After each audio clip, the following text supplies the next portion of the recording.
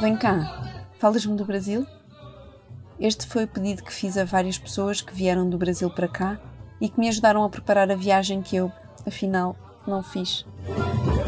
Eu sou o Feijão, fotografo, escrevo e ouço muitos podcasts.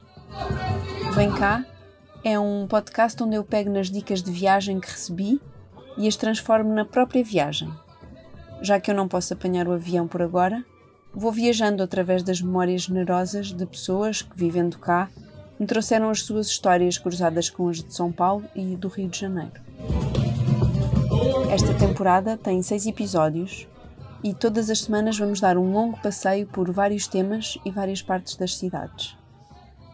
Hoje vamos voltar ao centro de São Paulo e conhecer os contrastes entre os lugares históricos e turísticos da cidade com a vida complexa de quem tem o mesmo céu como morada. E vamos falar sobre psicanálise na rua, pós-colonialismo e de como a cultura pode alterar a forma como vivemos o território. Queres passear connosco? Pega uma gelada e vem cá. Um samba, uma gelada e o suor da nossa testa ainda são as armas que nos restam. Ela é psicanalista e doutoranda em estudos pós-coloniais e veio para cá colonizar o meu coração. Ela é mãe de uma pequena Violeta feminista, mas já deu muito colo a outras crianças com quem se cruzou no Centro Contraditório de São Paulo. Ela é a minha professora informal de psicanálise, mas eu tenho faltado às aulas por falta de agenda e, para me retaliar, ela foi ao Brasil curtir o carnaval que eu não pude curtir. Ela é a Isabela Lemos, que hoje vai voltar comigo ao centro de São Paulo para me mostrar que, atrás do glamour, há vidas que contam uma história de uma cidade profundamente desigual. Começamos o dia longe do centro, perto da estação de Tatuapé. Vamos tomar o café da manhã na cafetaria do Sesc Belenzinho. Já falámos do Sesc, no Passeio com o Pedro Ivo. Se não sabes o que é, vai lá ouvir esse episódio. Mas este Sesc parece especial. Para começar, ele é enorme. Naqueles 50 mil metros quadrados, inaugurados em 2010, há de tudo. Há piscina, há campos desportivos, salas de espetáculo, exposições, uma biblioteca e até uma clínica dentária. E nós marcamos encontro com o pão de queijo acabado de sair do forno para começar a nossa conversa. O Sesc Belenzinho é um sítio que tem sempre muita coisa. Fica numa zona um pouco mais afastada. Então, o Belenzinho é um Sesc que aí acho que também você tem muitos shows legais lá e você pode ver a programação na altura que você for. Antes de procurarmos programação, vamos tranquilamente tomar o nosso café a bom preço. E enquanto isso, aproveito para te falar um pouco da Isabela.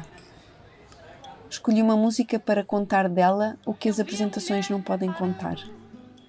A música é Força Estranha, escrita por Caetano Veloso, mas conhecida na voz da Gal Costa.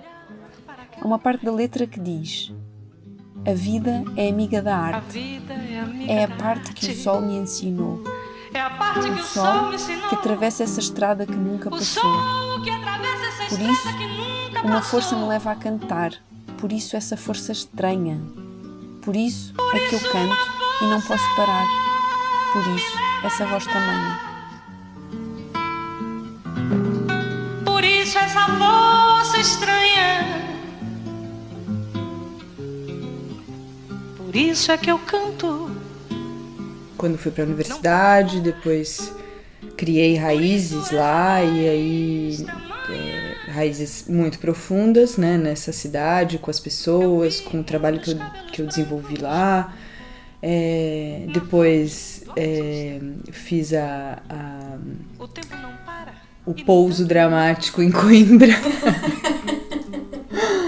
e depois Lisboa, enfim, então acho que é mais do que uma adaptação, né? É um processo de você se reencontrar em outro lugar, assim. Eu acho que é mais profundo do que me adaptar a um outro lugar, né? Eu acho que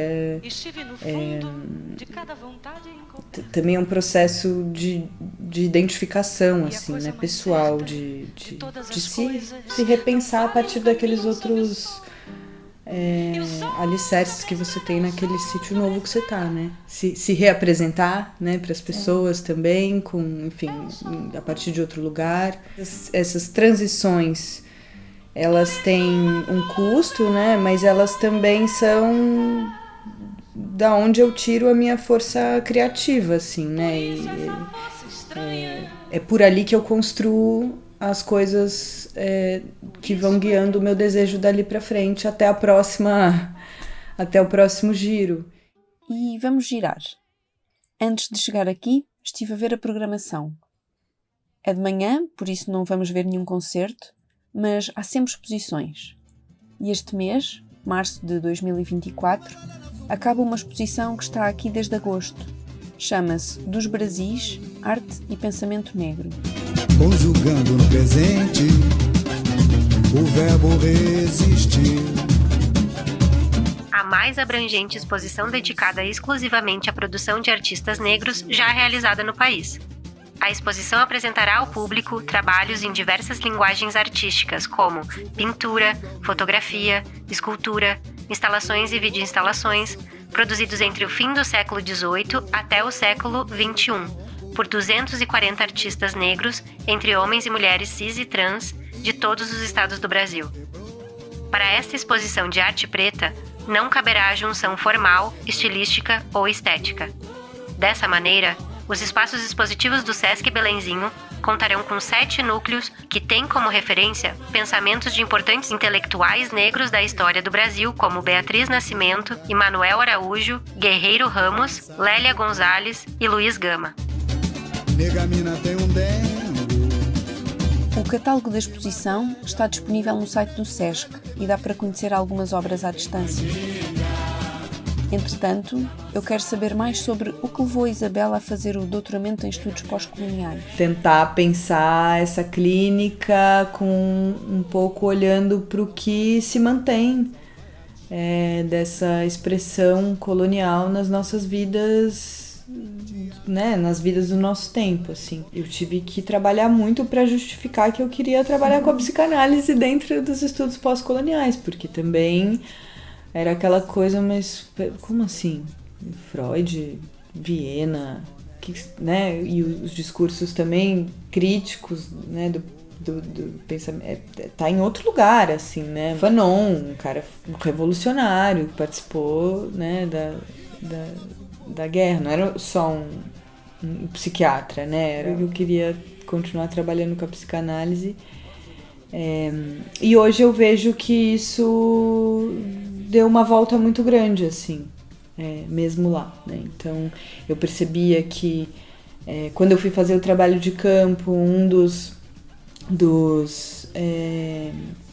pós-doutorandos da minha co-orientadora era o Davidson, que é um sociólogo que trabalha com Fanon. Então, a presença dele ali, né, e de outras pessoas também que são da psicologia, mas que também tem um percurso, um interesse no ativismo, na política, na sociologia, na antropologia. Esses discursos que vêm, né, de disciplinas diferentes podiam habitar o mesmo espaço e acho que isso fazia com que tanto essa leitura sociológica fosse muito importante para a psicanálise, né, como uma praxis que pretende pensar a subjetividade do tempo em que ela está se fazendo, quanto também para os estudos pós-coloniais. Eu acho que a psicanálise também é uma excelente, pode ser uma excelente ferramenta para pensar o que é que se passa nessa repetição, nessa expressão, né, da colonialidade, né, que é essa coisa que permanece independente das independências políticas, né, ou enfim das transformações que vão acontecendo ao longo do tempo, mas há reproduções de lógicas que eu acho que a psicanálise também tem muito a oferecer, assim. Acabamos de ver a exposição e já estamos a pensar no almoço. Estamos a 1 hora de distância, indo de transportes públicos. Ainda não nos vamos dirigir para o centro da cidade. O que será que sugere a Isabela? Comer um baião de 2 vegetariano. Uma cervejinha gelada. Baião de 2. O que será?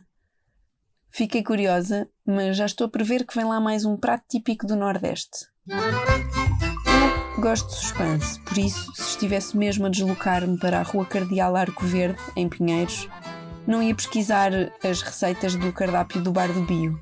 Mas como estou à distância, fui dar uma espreitada e vi que, no meio de muitos pratos com um ótimo aspecto de comida caseira para quem come carne, lá está o baião de 2 vegetariano. E depois, claro, fui ver o que era um baião de 2. Numa panela de arroz, então vai já pra sala que hoje tem baião de 2. Os 2 são os básicos favoritos desta terra: arroz e, claro, feijão. O resto é o que a casa tiver: temperos, ervas e legumes. Esquenta uma panela com muita manteiga de garrafa. Espera a manteiga esquentar e coloca primeiro a cebola roxa em cubos. Colocar 2 dentes de alho para dar mais uma fritada junto com essa cebola. Depois que o alho e a cebola estiver bem fritinho, pode adicionar o feijão frade. Depois de misturar bem o feijão frade com a cebola e com os 2 dentes de alho, pode colocar 2 folhas de louro. E aí, depois de colocar o louro, adiciona uma quantidade de água que fique acima do feijão dentro da panela. E aí pode tampar a panela e deixar fervendo, né, para cozinhar por uns 10 minutos. Pega uma frigideira, bota ela no fogo, deixa ela esquentar um pouquinho, coloca a manteiga de garrafa e depois adiciona o queijo coalho para dar uma fritadinha, para dar uma refogadinha ali na manteiga. Depois que selou todos os lados, que ele tá bem caramelizadinho assim, bota eles num prato e deixa eles ali esperando. E pegamos essa mesma frigideira e colocamos mais manteiga de garrafa. É a hora da abóbora. A mesma coisa que o queijo coalho, cortar a abóbora em cubinhos, né? E botar na frigideira pra selar. Pode colocar a abóbora no mesmo prato que o queijo e deixar do ladinho. O feijão já tá pronto. E aí, quando o feijão já tá pronto, escorre ele, mas escorre guardando a água, porque essa água nós vamos usar pra fazer o arroz. Essas cebolas e esses alhos não vão ser, e o louro não vão ser reutilizados. Você pode colocar fora, pega a frigideira de novo, e aí sim agora coloca cubinhos pequenininhos de cebola roxa e cubinhos pequenininhos de alho. E coloca pra fritar com muita manteiga de garrafa. É a hora de adicionar o arroz. E aí, na nossa receita, nós estamos utilizando o arroz agulha. E aí, sela esse arroz junto com a cebola e com o alho. Junta, então, o feijão. E aí, adiciona o caldo. Vai ficar mais ou menos um dedo acima do arroz e do feijão. Deixar cozinhar o arroz e o feijão até secar a água. E aí, junta o queijo, coalho e a abóbora. Essa é a hora também de terminar de acertar o tempero, pode dar uma provada, ver se precisa um pouquinho mais de sal, um pouquinho mais de pimenta. E aí agora é a hora da pimenta dedo de moça. E adiciona muita cebolinha e coentro para finalizar o tempero desse prato. E tá pronto para comer. Vamos? Voltemos aqui ao nosso passeio de hoje. De barrigas cheias, voltamos a procurar a paragem de ônibus que nos vai levar à Praça da República. Mas eu vou pedir à Isabela para sairmos um pouco antes, na Rua da Consolação. Quero aproveitar que estou mesmo aqui ao lado para ver o Copan, o mítico edifício do Oscar Niemeyer. Para quem não sabe, o Oscar Niemeyer é o arquiteto responsável pelo projeto urbanístico da cidade de Brasília. E o Copan, segundo dizem, tem muitas vidas, não só na sua história de edifício, como nas que acolheu ao longo das últimas décadas. Há quem diga que quem vive no Copan não precisa de sair de lá, porque lá há tudo. Há casas grandes, pequenas, caras e baratas, quer dizer, cada vez menos baratas porque a gentrificação também já tratou do assunto. Há pessoas de todas as profissões, lojas de tudo, galerias e até a famosa livraria Megafauna. Se quiseres saber mais sobre esta ilha no meio do rebuliço de São Paulo, sugiro que ouças o podcast Copan, Edifício em Movimento, guiado pela atriz e diretora de teatro Mica Lynch, que é também moradora no maior conjunto de apartamentos residenciais da América Latina. Porque tá todo mundo aqui, né? Aqui tá os brancos, os pretos, os pobres, classe média, os ricos, então eles estão aqui. Estão aqui ainda porque se identificam, né? Isso eu acho uma coisa bem legal. Eu acho legal porque você interage com todo mundo. Eu também acho, isso eu acho uma coisa bem bacana. Tá acho que nisso o Copan tem um pouco essa síntese, o prédio, ele foi mudando isso. Não é um guetão também, não, tá ligado? É misturado. É misturado.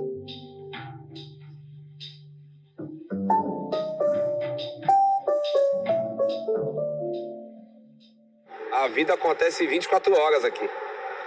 Agora é uma cena, mais tarde é outra, de madrugada já é outra. Eu gosto muito, não é nada pacato, não. A vida acontece, a vida flui, né?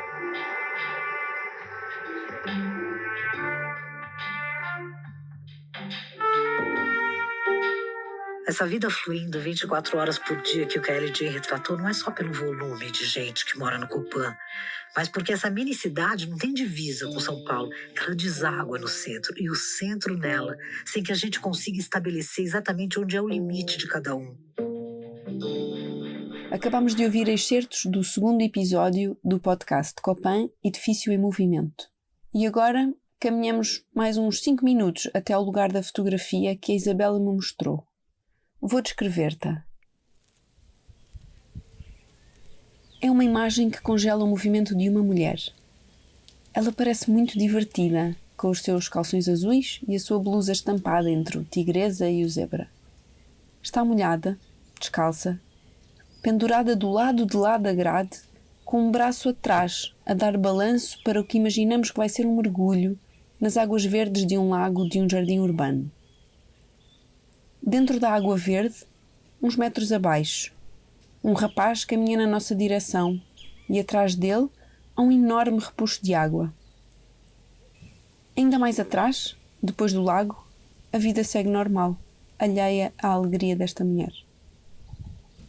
Eu acho que essa foto é marcante para mim por muitas questões, assim. Eu acho que ela também tem uma dimensão do tempo, de uma passagem do tempo nela, porque primeiro que ela acontece a Praça da República, né, no centro de São Paulo, que é um lugar que para mim foi o cenário de muitas descobertas, tanto da cidade quanto profissionais minhas, né? Mas em 2010 eu fui trabalhar numa ONG ali, enfim, na região da Luz, da Cracolândia, do Vale do Anhangabaú, com crianças e adolescentes que viviam ali numa cena de consumo de substâncias.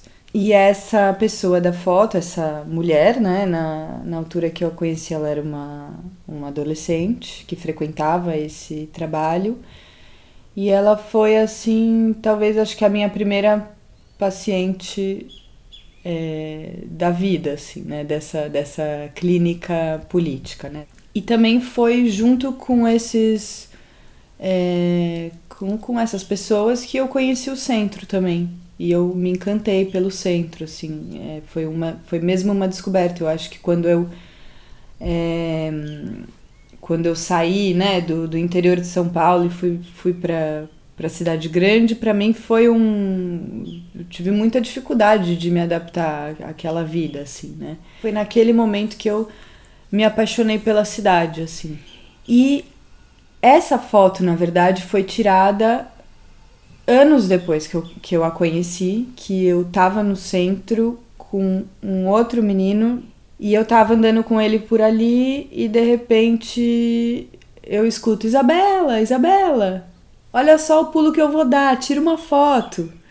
E aí quando eu vi era ela e eu não havia muitos anos, porque é isso, essa é uma clínica também que às vezes é muito efêmera, né, são encontros, às vezes você... Enfim, tem um encontro ali num dia, depois você nunca mais vê. E há outras que você marca de encontrar e elas estão lá, né? Ó, amanhã eu vou estar aqui do lado da Galeria do Rock, tal hora. E às vezes a gente se marcava e se encontrava lá, né? Mas o fato era que eu não encontrava ela há muito tempo. E ela, é isso, né? A primeira paciente, a primeira pessoa que você desenvolveu um trabalho mais longo, não sei, pra mim é com quem você aprende a fazer também aquilo, né? Então eu tenho nela também uma espécie de consideração também, porque ela me ensinou a fazer a descobrir o que é fazer essa clínica na rua, né? Então eu acho que essa foto também traz essa dimensão do tempo por isso, assim, né? Foi um encontro depois de muito tempo, mas que ela me convoca assim, né, Isabela, olha aqui, tira uma foto e tal. Parecia que eu tava de volta em um dia qualquer, de um atendimento qualquer nosso, que isso acontecia muito. A Praça da República fica mesmo no centro turístico. Aqui perto, já estivemos a almoçar com o Pedro Ivo, no restaurante vegetariano Nutrisson. E numa das pontas desta praça há mais um edifício do Oscar Niemeyer, é o Edifício Eiffel. Nestes 2 hectares de jardim, há também uma figueira brava centenária, como a que encontramos na Ladeira da Memória, no dia em que passeámos com o Pedro. Mas aqui há muito mais árvores centenárias, palmeiras, tamareiras, um lago, um coreto, muita sombra. Aos domingos há uma famosa e antiga feirinha de artesanato com mais de 600 bancas.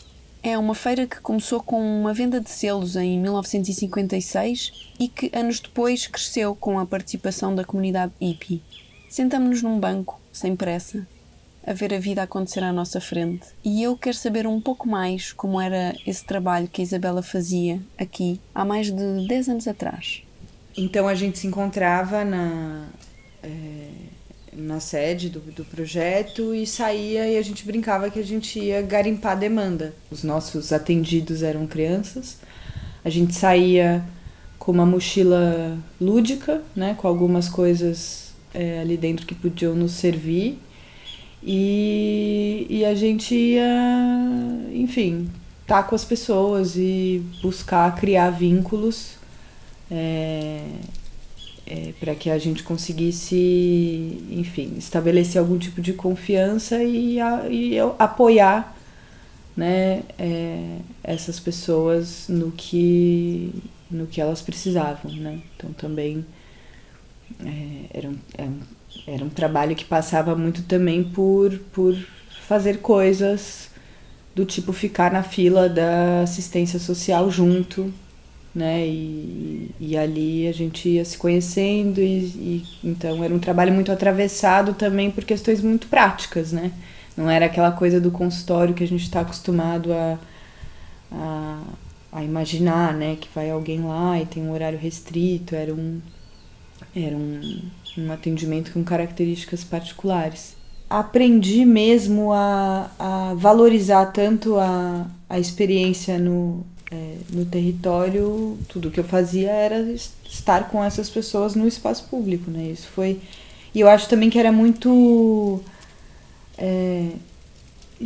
olhar para aquele lugar a partir do olhar deles, né? Também faz você perceber de outra forma a relação que os sujeitos estabelecem com os lugares, né? Porque é isso, tinham alguns que eles construíam mesmo lugares de pertencimento muito firmes, assim, ali, né? Então, tinha aqueles que dormiam um pouco mais espalhados e tinha um, por exemplo, que eu atendia, que ele falava, o meu endereço é do lado do McDonald's da Praça da República. Tipo, era ali que ele dormia, ali tinha né, ele fazia ali algum lugar para ele, aí todo dia eu vou tomar banho na casa tal. Eu fui muito feliz também nesse trabalho, né? Tem muita, enfim, obviamente, muita dureza, né, nas histórias, mas também muito sinal de saúde, assim, né? Vamos caminhar mais um pouco e visitar outros lugares onde a Isabela atendeu outras crianças e adolescentes. Vamos ao Vale do Anhangabaú e ao lugar onde já foi a Cracolândia. São um pouco mais de 5 minutos a pé até ao Vale do Anhangabaú. Hoje, este sítio é um corredor amplo que liga o Centro Velho e o Centro Novo e onde frequentemente encontramos manifestações, comícios ou festas. Pelo meio do caminho, passamos em frente ao Teatro Municipal de São Paulo e no Viaduto do Chá, o primeiro de muitos viadutos que anovelam esta cidade.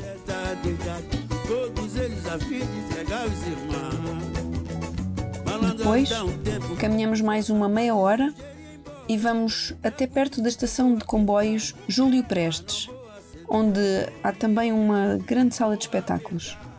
Era por estes quarteirões que a Cracolândia estava instalada por volta de 2010. Então tem a cena da Cracolândia, que era o consumo de crack, que aí era uma faixa etária um pouco mais adolescente e para o trabalho clínico era mais delicado, porque quando estava na hora do consumo era muito mais difícil de você estabelecer qualquer tipo de relação, porque é uma coisa que deixa o sujeito muito fechado, né, muito pouco disponível para esse tipo de coisa.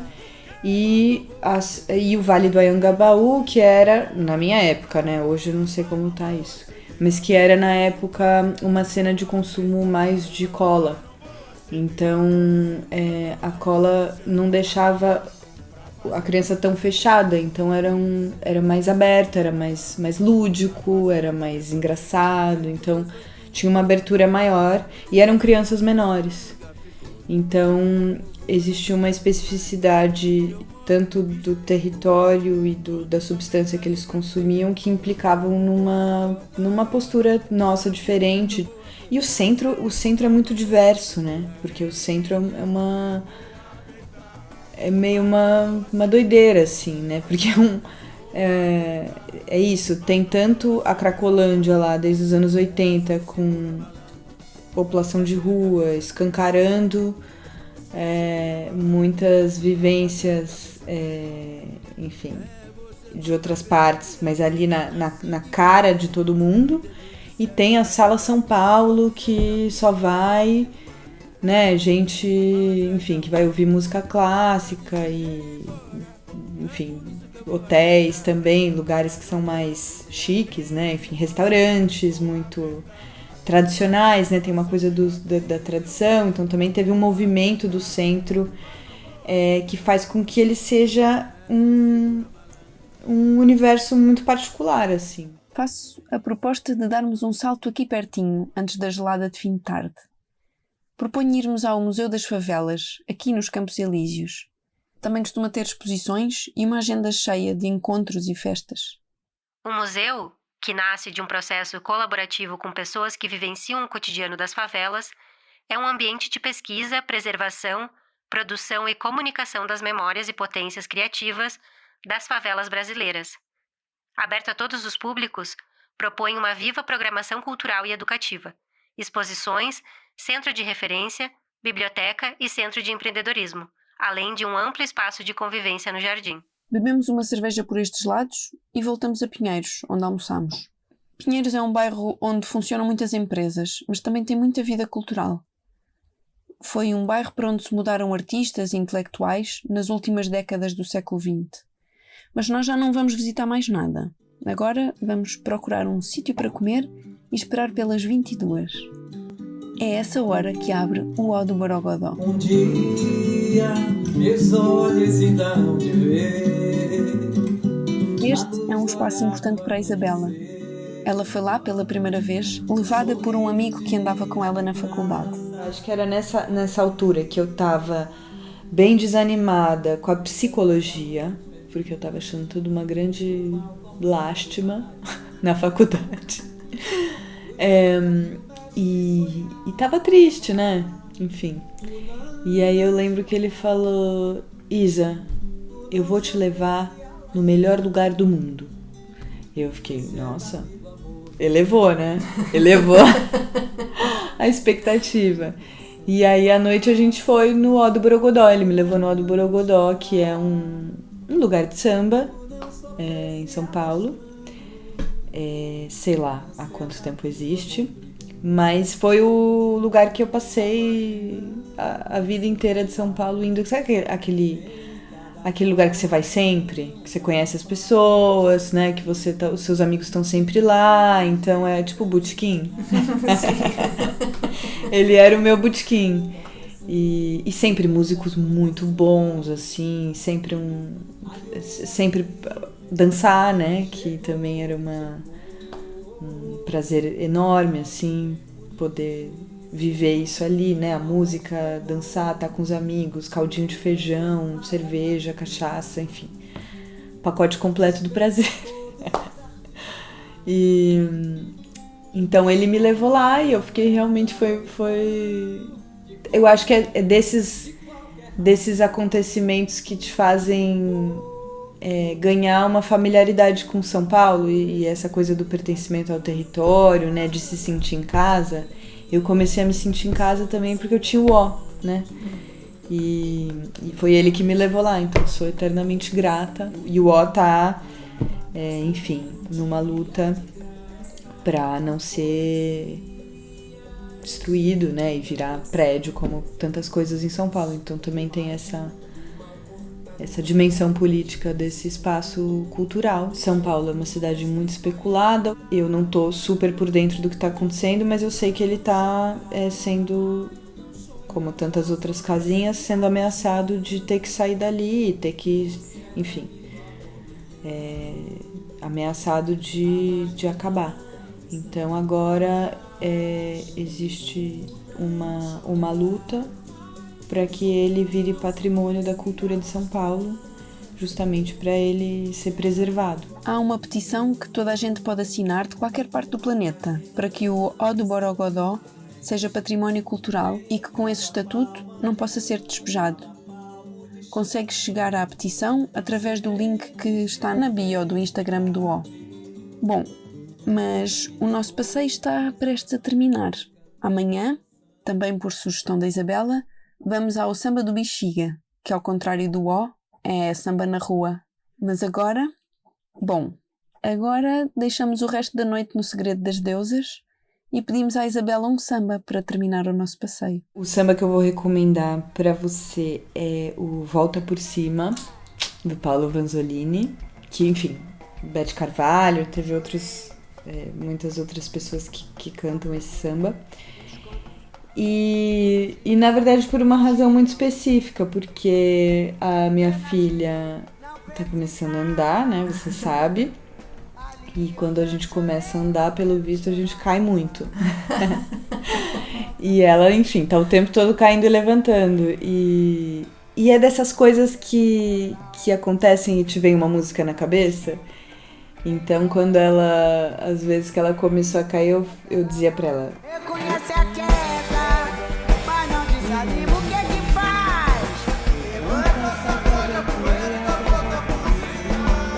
Reconhece a queda, mas não desanima, o que é que faz? Levanta, sacode a poeira e dá volta por cima. Então é muito bom e eu sempre canto isso pra ela quando ela cai e ela realmente sacode a poeira e continua. Chorei, não procurei esconder, todos viram, fingiram, pena de mim, não precisava. Neste episódio ouvimos Por um Dia de Graça, cantado por Raquel Tobias no O do Borogodó, Ninguém Faz Festa, do Luca Argel, Força Estranha, cantada por Gal Costa, Nosso Nome Resistência, cantado por Ney Lopes, Baião de Dois, do Luís Gonzaga, com um verso lá no meio um pouco polémico nos dias de hoje, Malandragem Dá um Tempo, de Bezerra da Silva, novamente Por um Dia de Graça, mas agora cantado pela Simone, e Volta por Cima, cantada por Elza Soares.